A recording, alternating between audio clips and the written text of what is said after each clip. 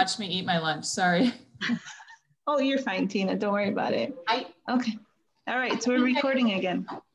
I think I sent some people to breakout rooms. So should I close all of them then? Yeah, call them back. Hey, Lila, are you comfortable talking?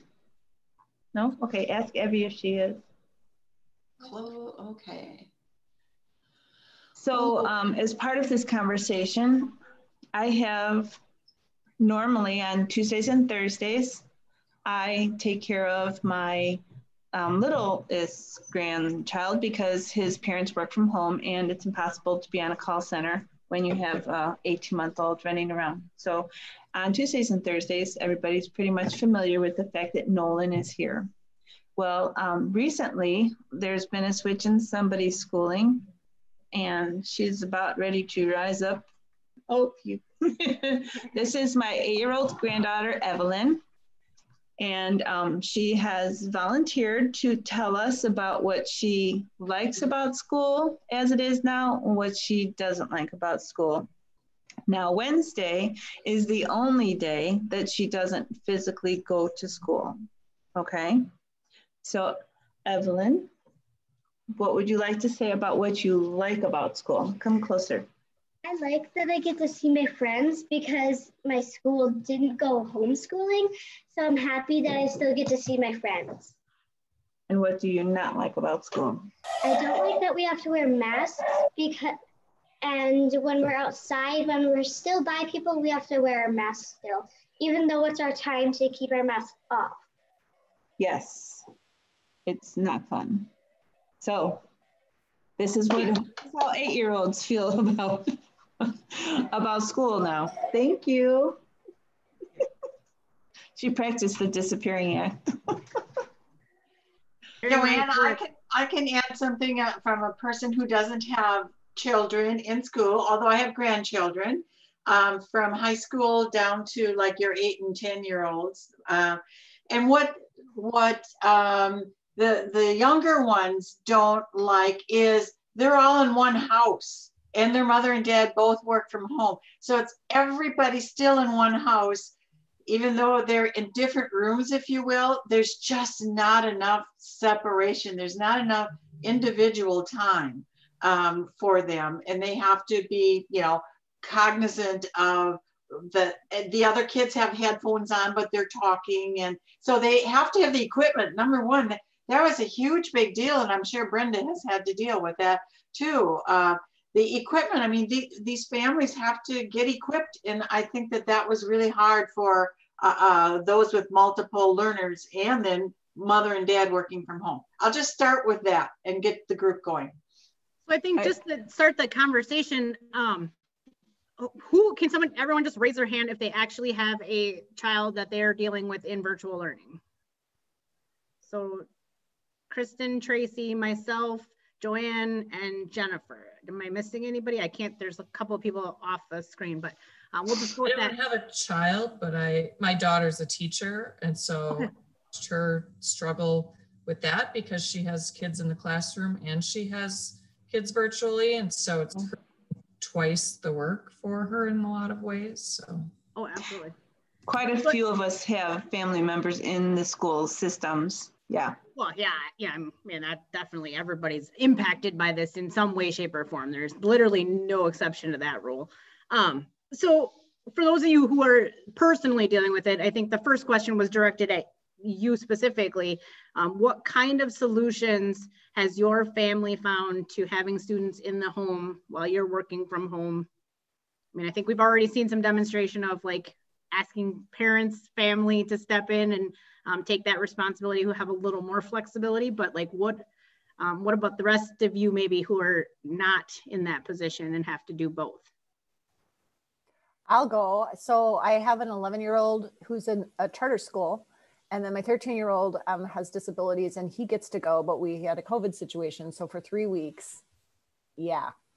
And that's, I will tell you, the support available for a 13-year-old is different because they expect a 13-year-old to do a lot of it on their own and he can't. So an adult needs to sit and read between the lines and figure this out. So, but early on, neither of my kids had iPhones. And I know that's like a controversial thing as a parent when you buy your child their first cell phone. we did get him my 11-year-old an iPhone because he was having to scan homework.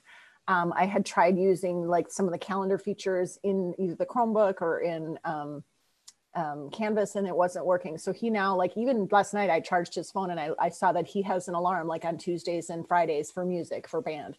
So it's like he's using those alarms. He uses it to scan things. He also now figured out these earbuds. And so he'll sit and he'll have like the video up here, but then he's like chilling in his chair with the audio. And he's like, Mom, where are the headphones? I'm like, they came with your iPhone. So he thinks he's pretty cool now. So those were some practical things. I still have Wi-Fi issues. I still just randomly drop people on Zoom calls, and it's super embarrassing. And I'm really excited that I only have one more day left with my son in quarantine where I can then be at work full time and be at a stable Wi-Fi connection. I am right now because someone else has him. But I think the other thing that I really learned even in the last couple of weeks, because I had this one whose teacher, gave us these neat schedules, and we printed it out. And a week later when they changed it, we could still print it out, but like I could, I had it on my phone, I had it on my tablet, but I printed it out. And so it was like a visual, and I could see what he was doing at what time and what day, which was really, and what was live and what was like self-guided. I did not have that for my other child. So in the last 2 weeks, I was very angry, and I'm getting to what the positive of this is, but I'm telling you the journey I went through. I was very angry because I was like, I want a schedule and I need to post it up because I can't keep track of my work and my networking and then this son, and then it was too much. And so the teacher, like, because I'm like, I don't know when fifth period is at middle school. I know what 11:15 is, but I don't know what fifth, right? And so I didn't necessarily get that. But what I learned is, when you ask the question, Brenda, what solutions to make it work? Like, I had to have a lot of grace with the teachers, and I had to have a lot of grace with myself. And so we got to a place where we realized this wasn't ideal. Jennifer, would you like us to just only work on X, Y, and Z with Noah? And as a mom, that was hard for me to let go. Like, no, I want to do, like, we're going to do everything. Cause like, I'm this overachiever type A, like we're bing, bing, bing, we're going to do it. And I was like, and she said, your mental health is so much more important to me than whether he gets on the asynchronous science class. And so like, I just had to like, give myself that grace, give the teacher grace, and go, hey, if we get on the morning meeting, maybe we do speech, maybe on Fridays we do PE. And then every day we have an hour of math or ELA, and we hope that it works and he doesn't because he'll like slam the Chromebook down, and then we got to log in again, and it's like 6 times and you're chasing him. I just grace with myself, and just, I don't want to say lowered expectations, because like, who's ever done this before? But you just have to go like, what's important? Like, it's not, I was literally like crying and frustrated. And I'm sure you all know in Appleton, there's parent groups that are just like ready to pull their hair out. And I get it. Like, that's real. But then I'm just thankful that the teacher's like, we're just going to like, not lower the bar, but we're just going to like, what's essential? And then build from there. And Jennifer knows that my daughter is a parapro with Appleton Schools, and she also is preparing to pull her hair out. So when you say grace, it's universal. None of us have ever done this before. We all just have to sit back, listen. What is that person going through? When I listen to my sons and my daughter-in-laws talk about what they do at home during the day, oh, I cannot imagine living that life, making those choices. It's difficult. It's really difficult, and it's constant. So yeah, grace is a great word. Just one other like feel good thing. So, we were laughing here earlier with Brenda being big and then Brenda being little on my son's morning meeting. And I've been sad, like he's not with his friends, and does he understand? And do they understand? And some of them get to go, and so it's like this hybrid. Some of them are in the classroom, but at separate tables. Some of them are at home. And the teacher's screen share on the Google Meet went away. So then all the cubes got bigger, right? Like we have right now. And this one little girl went, and then this, and the teacher got booted out because she's having connectivity. So then this other boy is like doing this. So now I'm doing this. And I just literally like I was in tears. Like, it was just that moment of, this is what it's about. It was funny. It was silly. It wasn't pre-rehearsed. It wasn't planned. And so it's like instantly all that pressure and stress of, I can't hear you. He knocked the computer off. He got up again. Like all that, whatever, like just went away just from kids being kids and doing this. And it was like, right. I cried tears of joy. Like, I wanted to reach out and hug them, like, yay. Cause Yeah. So I think and the teacher's so chill, like she wasn't like, okay, now back to the lesson. She was like, we just laughed and we just enjoyed each other. And clearly I feel safe with you that I can do this on a Zoom meeting in a professional setting, but that's where we are. So is there, I'm sorry, I don't mean to be rude, but we did put together 3 questions and I think there was only like, 10 minutes. So just wanting to see, is there anyone else that has, I think this first question is really, I think, the meat of the conversation. So I want to make sure everybody else has had a chance. I know Tracy, I think you were also dealing with kids at home. Have you come up with any solutions in your family or anything that's making the situation easier for you in your specific circumstances? Oh, you're muted. Can you hear me? Yeah. Okay. I'm not too loud, am I? I'm good. Okay. So the solutions to my daughter, I think she did most of the work because I wasn't, everything seemed so crazy at the time. I had no sense of direction at all. And I do want to thank her teachers, her school, because they actually helped navigate that whole thing. So Gabby's, by them being so young, 11, 12, they're pretty good with these computers and things, she's real strong-willed. We're still trying to navigate, though, as far as her as an individual, getting up on, she gets up, I get her up on time, she sets her alarm clock for 8:30. I'm like, no. we still have to figure out, she hasn't quite figured out 8:30 is the time you clock in, right? The time you get up off the bed. So I get her up, I let her sleep into about 8, depending on her night before.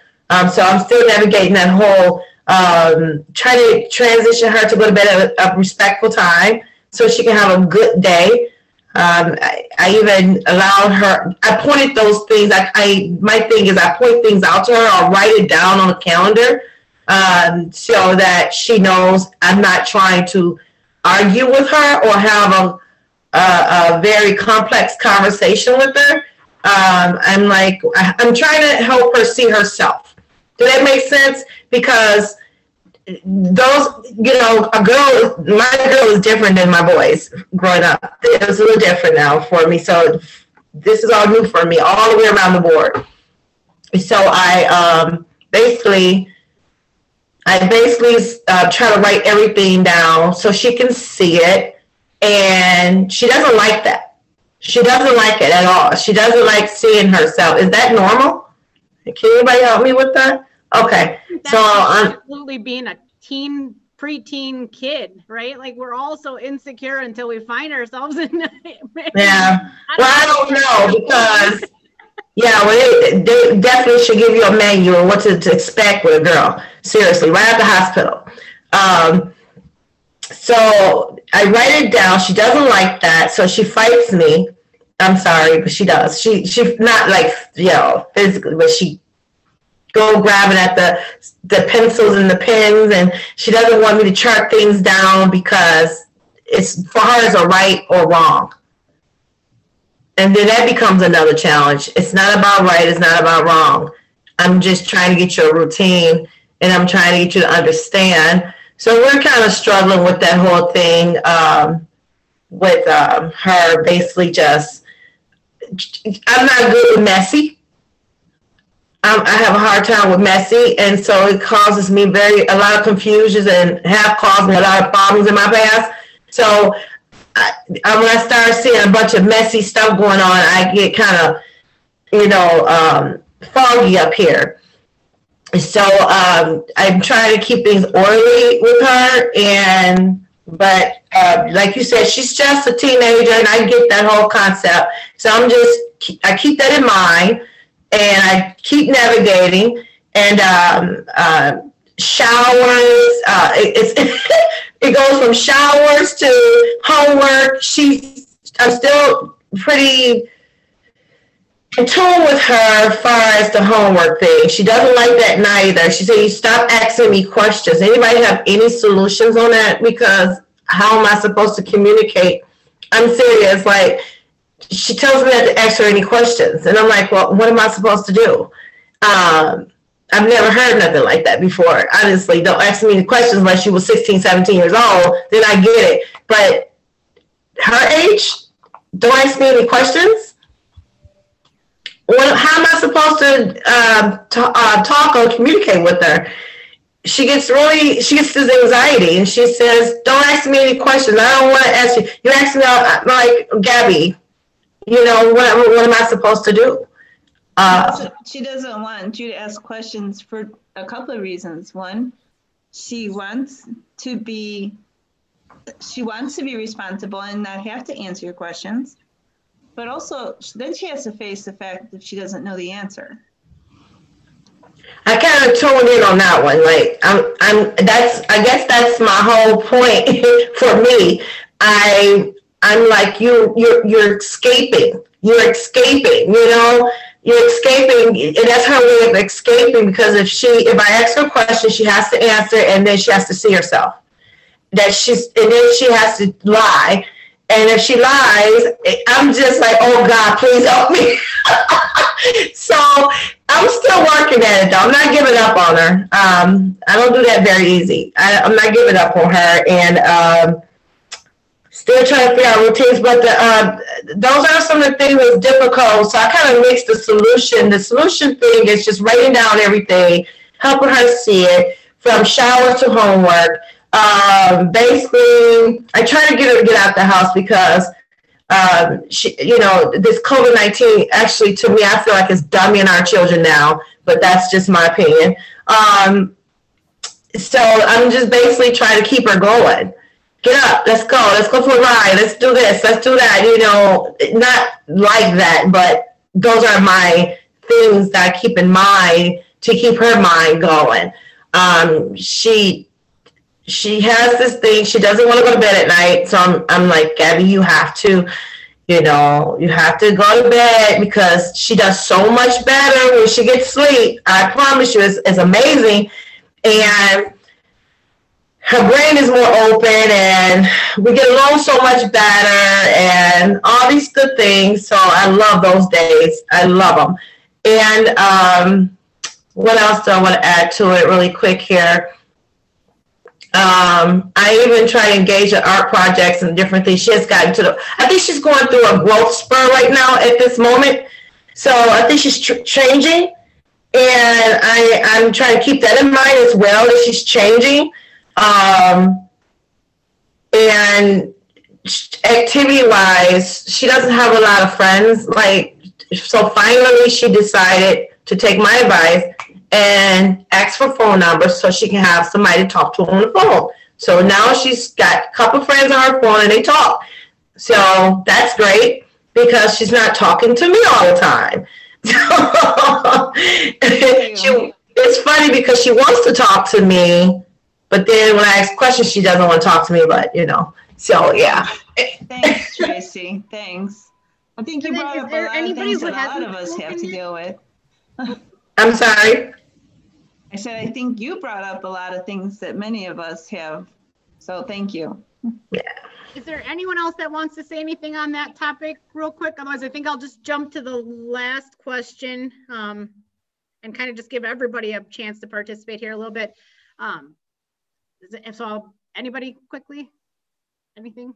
Okay, excellent. So the last question I think that is relevant to everyone right now is, what do you know now about yourself or your community that has been changed by COVID-19? Did I lock up, or did you guys hear that?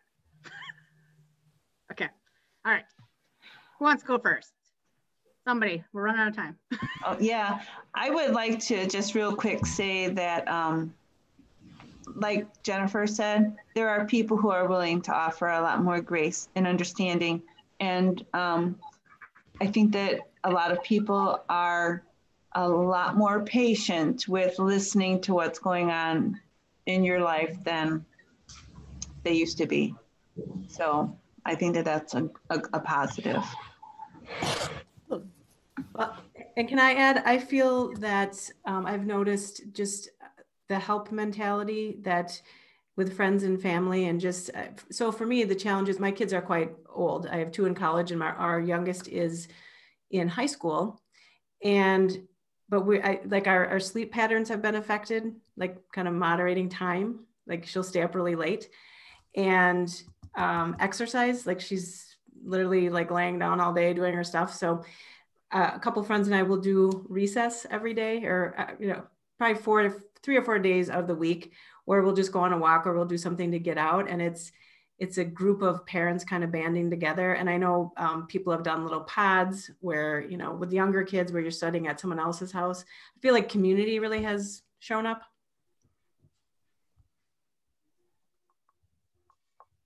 Anyone else?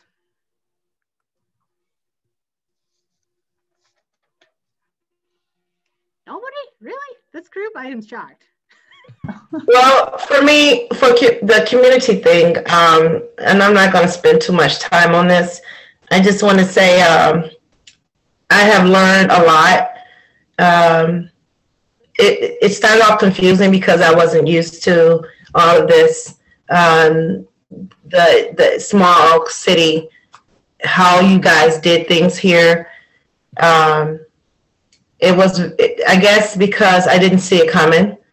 And so when you don't see things coming, you have a tendency to become more, the fear sets in, fear. I'm gonna say fear. And with fear, we all know what that brings up, mental, mind, body, and soul. So a lot of fear came up in my life, and the things that it helped me address my past, my issues within myself, with a little bit more boldness. So I'm thankful for that. Most definitely, I'm thankful for that, because it taught me that mistakes happen, life happens, things happen, and it's okay. In any situation, you can get through it. And I'm just glad that, even because I was blind, I'm literally like blind. I didn't understand anything. So when you're blind, everything that's inside of you that you've been holding back come flying out from nowhere, because you don't have a clue what it's about. What's going on? What am I doing here? Why is this happening to me? All these different questions. So you're just like, it allows you to get in touch with yourself, and that's what the community did for me. It helped me. I heard this saying, they always say, is what the enemy meant for your harm, God meant for your good. And I want to say it was a good thing. No matter how much it hurt, no matter how much fear I had within myself, no matter what, I tell you this, I'm glad it happened the way it happened. I wouldn't change a thing, only because it taught me and it opened my eyes up, and I'm still growing in the process of it all. So yes, and how to deal with difficult people, because that's just the way life is. You're not gonna be able to make everybody happy. You're not gonna be able to get along with everybody. You may have to stay next door to a crazy person. I don't know. I'm just saying. Don't deal with a little bit of tenacity and dignity and respect, and and just learn to keep your mouth quiet. Community taught me that too. Learn to stop talking so much. Be more of a listener. Thanks, Tracy. I have a question. Thank you, Tracy. Also, I have a question from those of us, and this is to Brenda and Joanne, and to you, Tracy, and to Jennifer and others. People like myself, and Irene was on here, and I think Sandy's still on here, and others who don't have the children in our home, that, we're not dealing with that. What can we do? Like when Jennifer was talking, and Tracy, when you were talking, and, my heart goes out to you, and I'm like, okay, I must be able to do something. What is it that I can do? What can I add to make it better for you? And I think there's more of us in this group that are saying, but what can we do even as a group? So Brenda and Joanne and anybody, what do you think about that? For myself, for Midday Women's, what I appreciate most is everybody understanding. If you schedule something on Tuesday or Thursday, I'm not gonna be that much of a part of it until like 4 o'clock. Then I can do something on Tuesdays and Thursdays. Otherwise, he's a 25-pound one-person wrecking ball. So I have no option. He cannot be at home with his parents while they're working at home. And they're not essential workers, so there's no daycare that's available to him. So yeah, if it weren't for me and my daughter-in-law's parents helping out, they wouldn't be able to continue working, and they need to. So Mary Ann, come back to the grace thing. Yeah. Since you asked me, I will be the first one to say that my situation is very different. So my business has always been about innovation, right? And so the minute that this became more than a March to June problem in 2020, and this became something that I foresaw as being a fall to question mark problem, I didn't have a choice. I have a business. I have 15 people who are paying their bills and mortgages and grocery bills as a result of the work that we do. I don't have the luxury of saying I can work from home and make it work. So I didn't have a choice but to have a solution in place for myself by August. And really that was my drop dead date, is because I did not believe Appleton would go back to school, and that's my district. And that was my belief. So I put in place the solution for me, and for me, what that is that literally I don't have a choice. I need someone else to do it. I can't do it for my kids. I have a high schooler, I have a middle schooler, and I have an elementary schooler. So I'm getting all 3 spa treatments, and I am learning alongside all age groups of people how this works. And I didn't have the ability to just, wait and see. So that's where the student co-working in Appleton came from. And so like, I guess I would be more asking people who are not in those circumstances to actually just lead emotionally. Okay, I know that sounds super strange, but like, here's the thing. And I was talking about this super earlier with Sarah, but the word fun right now, it's become naughty, right? Like, we are in this place where we're so concerned about each other, and we're so concerned about doing the right thing, which absolutely thank you for everybody being responsible.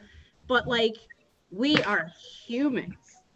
Amen. We are absolutely people who need laughter, who need self-awareness, who need a sense of identity. And what is happening now I'm a little on my soapbox, so please nobody take offense to this, but like, what I can see in the kids coming into our center, in my own kids, and then in the friends they have, is there is an overnight loss of self-identity in these kids. They have no idea who they are anymore. They have no idea how to go back to being who they are without getting back in the environments they're comfortable with.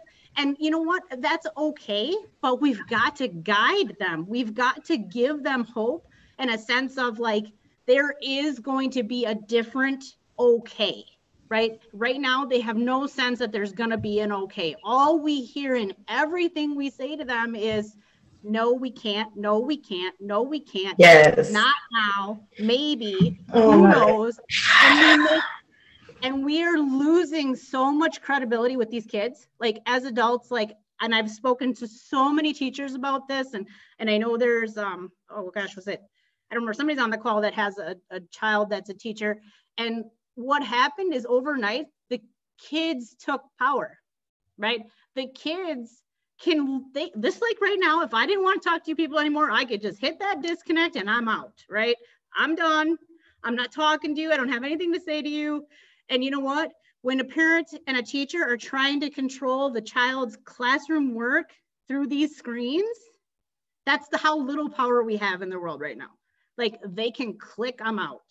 And like, we all are getting inundated with, your kid didn't show up to class, your kid didn't get this assignment turned in. All we're getting is the what they didn't do, what they didn't do, what they didn't do. And what are we to do about it, right? The teachers are so stuck. They can't reach through the screen and help these kids. They can't do anything more than send another email or make another call. And they are working so hard. They're just burning the candle at both ends. And it's not making a difference, because the reality is the kids have to choose. They have to find that identity in themselves again and understand what their personal motivation is outside of teachers and parents. Like, none of us would do our jobs every day if the only reward from doing it was that my mom and my dad and my teachers thought I was fantastic, right? Like, we have to have incentives. So what I'm calling on the teachers that I have contact with, and what I would call on Marianne, Sarah's, anybody's of the world, right? Like, find a way, find an incentive, find a positive, find fun, and bring it to their world. Like, because that is what is going to get these kids to choose to participate. And the reality is, they're in the driver's seat. We can kid ourselves all we want that controlling the paper and controlling the calendars and controlling the alarms is going to get the job done. But at the end of the day, they've got to buy in. Like, they've got to absolutely buy back in. And the schools were easy to get them to buy in because the friends were there. The activities were there. They provided that enrichment in their everyday. So the kids bought in instinctively at kindergarten. We've got to get them to buy in again. We've got to get them on our side, and we've got to get their respect back, because when we continue to say, you know, like, I can use my own personal example. My son, I'll be brutally honest, he got good grades in school because of baseball. Nothing more, nothing less. He wanted to play baseball. He wanted to play baseball in college, and he doesn't care if he disappoints mom and dad. Yes, he does in his core and his soul. I get that, but like, not enough to make him do that math assignment day after day after day after day, right? What makes him do it every day is baseball. And when that came off the table in March of last year, he was devastated. He grieved. He went into depression. And what has happened since then is, every time they lay out there, oh, we might be doing this again. We might be doing, you can plan on this day, this time, we're going to go back and we're going to just let you do some little activity as a team, and they build their hopes up around it, and then they can't. And I'm not saying it's wrong that they can't. What I'm saying is that they can't, and they take that back away. Again, we're damaging our credibility with these kids. And so now I've got a son who, unfortunately, the last statistics I heard is 30% of our high schoolers in the Appleton Area School District are failing. So we need to be aware of that. Like, that is not okay. And it doesn't matter if you believe in person or you don't. That is not the issue I'm talking about here. We have really important people in crisis, and we've got to step up. And when I have my son, part of that 30%, going from over 3.0 to failing every class because of his loss of identity, because of the loss of a sense of self-awareness and understanding of his environment and his world. Like, when we continue to tell him, we might be going to give you this back, and then we don't, and then we might be give it back, and then we don't, we're not helping. We're really not. And then the other thing is that what we're not doing consistently across this community, like my own personal world, I need to do better with this, is we're not incentivizing. We're not saying, okay, I'm going to put this on the table. You compete to get this now. You give me this effort. Are you guys there? Did I lose you? I feel like I was locking up a little bit. Am I good? Somebody give me a thumbs up. Or am I bad? Okay. You are sorry. good. We're running out of time, but you are good. But like, this is the last thing I'm going to say, I promise, and then I am done. Like literally, we have to start going back to the, what can we give them? What can we give them to baby step them into buying back into this whole idea of like why their education is important, and baby step them into it. Like, and so I'm calling on the coaches and the kids to just say, please, like, put something out there that you can achieve and you can give them as an incentive for what you're doing, no matter what happens with COVID, right? Put something out there, like plan an activity that can be done virtual, or plan something that can be a competition and a reward, regardless of what's going on in the world, because we've got to earn their respect back. We've got to get their trust back in our corner.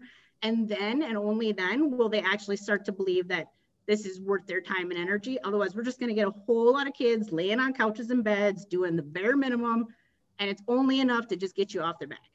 So there's my soapbox. There's the whole thing. And like, you guys are absolutely right. The key is just writing things down, providing them with better equipment. I mean, the Chromebooks, I'm sorry if anyone's in any district that has Chromebooks, like, they're garbage. We need to get these kids better computer equipment. You know, the writing it down, the schedules, the alarms, you're all doing the best you can. And just keep, you know, Tracy, I'm going to 100% give you credit for the phrase, keep navigating. You said that earlier, and I think that is exactly what we just need to do. Keep navigating, keep figuring it out. But whatever you do, stop saying no, start having fun. Like, because that's it. Amen. Thank you so much, Brenda. Thank you. Can I say this really quick here? So, like, my daughter would say, get a job, Mom. I'm like, I am trying. So, if anybody knows anyone that's hiring, let me know. Doesn't matter. Okay. It can't be all day or anything like that, but something is better than nothing. I think that's kind of what's making my daughter also a little down, because of the minimum of money that's coming in, and she's so used to us doing something, you know. So what affects me, it affects your children as well. Mm-hmm. So yeah. There's a networking event tonight, Tracy. Is there? Okay, and where would that be? You should have received an email. Okay, I got it. Yep. I got it. Yeah. All right. I had to think about that for a second. I got it. Okay. Okay, thanks. So Sandy has shared the legislative moment link. Toastmasters is not represented, so we're not going to worry about that. I am going to implore people to sign up for tomorrow night's Belonging Conversation. These things are so enriching. And then December's meeting is going to be off the charts with Dr. Barrett and Barb Lemieux, and they're just going to teach us how we can do better with race, racism, and anti-racism. So that invitation should be in your mailbox right now. I'm going to turn it over to Sarah. It's 1 o'clock. If you talk real fast, we can still be on time. Okay, I'll talk real fast. Brenda, I want to thank you very, very much for presenting today, and Joanne and everyone for helping facilitate this great conversation. I do not have kids yet, but hopefully I can take all of your advice when I do get on that kid trek and use some of the advice today, because I think it's advice regardless if COVID is happening or not, which is great. I hope all of you have a fantastic Wednesday. Enjoy the nice weather for the next 2 days, because I think it's going to be short-lived. And I will hopefully see you all next month for the presentation, or tomorrow at the Belonging Conversation. So. Yes.